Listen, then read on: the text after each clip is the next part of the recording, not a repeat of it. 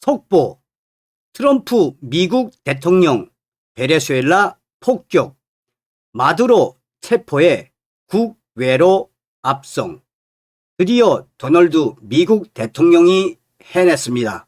그동안 트럼프 대통령이 베네수엘라 마두로를 잡기 위해 얼마나 많은 노력을 기울였습니까?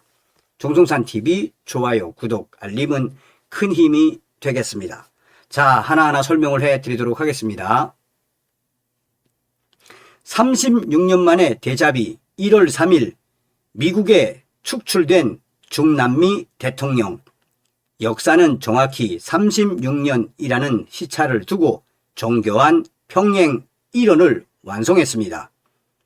도널드 트럼프 미국 대통령이 니콜라스 마두로 베네수엘라 대통령을 체포해 미국으로 압송했다고 발표한 2026년 1월 3일은 파나마의 군사 독재자 마누엘 노리에가가 미군의 공식 투항에 미국으로 이송된 1990년 1월 3일과 날짜가 정확히 일치합니다.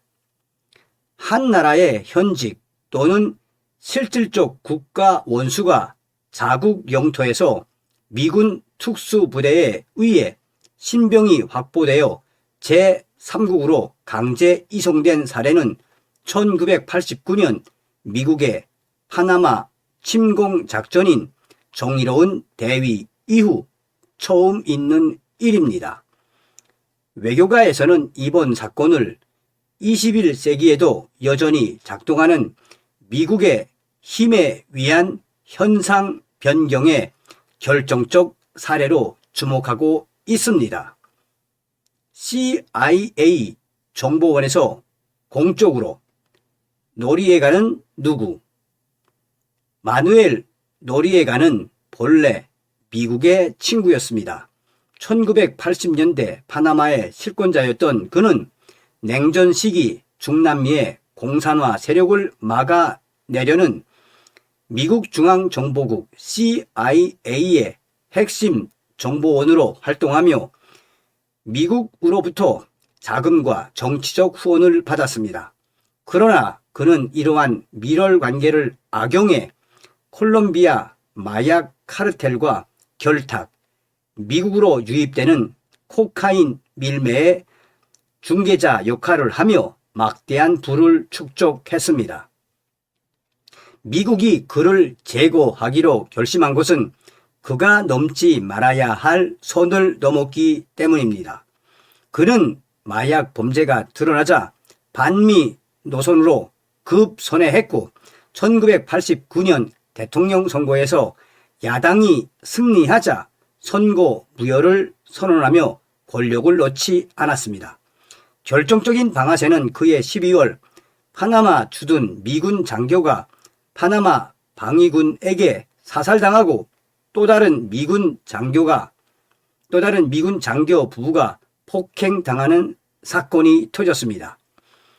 자국민 보호와 마약 전쟁이라는 명분을 쥔 당시 조지 H.W. 부시 대통령은 1989년 12월 20일 2만 6천 명의 병력을 투입해 파나마를 침공했고 노리에가는 쫓기듯 바티칸 대사관으로 피신했다가 1990년 1월 3일 미군에 항복했습니다. 대통령이 아닌 범죄자 규정. 미국이 노리에가와 마두로를 체포한 명분과 방식은 유사합니다. 미국은 두 사람을 외교적 면책 특권이 있는 국가 원수가 아닌 미국 법을 위반한 마약 사범으로 규정했습니다.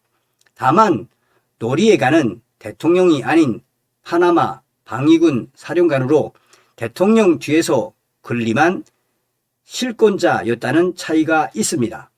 1988년 미 플로리다 연방 대배심이 노리에가를 마약 밀매 혐의로 기소했듯 미 법무부는 지난 2020년 마두로를 마약 카르텔의 수장으로 보는 나르코 테러리즘 혐의로 기소하고 $1,500만 달러의 현상금을 걸었습니다. 노리에가처럼 마두로도 대선에서 부정선거를 저질렀다는 의심을 사기도 했습니다. 이는 미국 사법부의 기소장이 미군 군사 작전의 정당성을 부여하는 근거로 작동하는 전형적인 하이브리드 전략입니다. 두 사건 모두 표면적으로는 독재 타도를 내세웠으나 실질적으로는 미국의 안보 이익과 국내 사법권을 타국 영토에 물리적으로 투사한 치외 법권적 집행이라는 공통점을 갖습니다. 군사력은 정권 교체를 위한 수단이 아니라 기소된 범죄자의 신병을 확보하기 위한 강제 집행 수단으로 동원됐습니다. 체포의 형식은 같지만 대상 국가의 규모와 지정학적 환경은 큰 차이를 보입니다. 1989년 당시 파나마는 인구 200만 명의 소국이었으며 노리에가는 국제적으로 고립된 상태였습니다. 반면 베네수엘라는 세계 최대 원유 매장량을 보유한 자원 부국이며 러시아, 중국과 복잡한 이해관계로 얽혀 있습니다. 작전 형태 또한 다릅니다. 파나마 침공이 2만 6천 명의 대규모 지상군을 투입해 수도를 장악하고 군대를 해산시킨 전면전이었다면 이번 작전은 정밀 타격과 특수부대를 이용해 지도부만 제거하는 참수 작전형 형태로 진행됐습니다. 이는 마두로라는 구심점은 제거됐으나 그를 지지하던 방대한 정규군과 이 콜렉티보로 불리는 친정부 무장 민병대 조직은 여전히 건재함을 의미합니다. 가장 큰 관심사는 체포된 마두로의 운명과 베네수엘라의 미래입니다. 노리에가는 체포 직후 미국 마이애미로 이송되어 연방법원에서 마약 밀매와 돈 세탁 혐의로 40년형을 선고받고 감형되어 17년을 복역한 뒤 프랑스와 파나마 감옥을 오가다 생을 마감했습니다. 마두로 역시 노리에가와 유사한 사법 절차를 밟아 미국 내 교도소에서 사실상의 종신형을 살게 될 가능성이 매우 높습니다. 자, 어찌됐든 여러분, 이제 한미일보가 전한 소식을 짧게 전하겠습니다. 델타 포스 작전 현실화.